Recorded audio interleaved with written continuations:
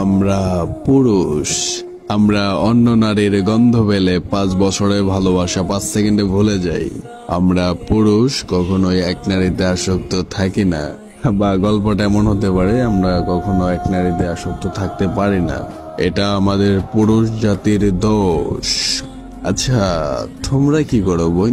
তোমরা ভালোবাসা শিখাও, কয়েকদিন খুব যত্ন করে ভালোবাসো, অসীম এক মায়ার বন্ধনে বেঁধে তারপরে গিয়ে অন্য একটা ছেলেকে বিয়ে করো। সেদিন ওই ছেলেটা বাঁচলো কি মরলো সেই খবরটাও রাখো না, আর দোষ দাও ফ্যামিলির।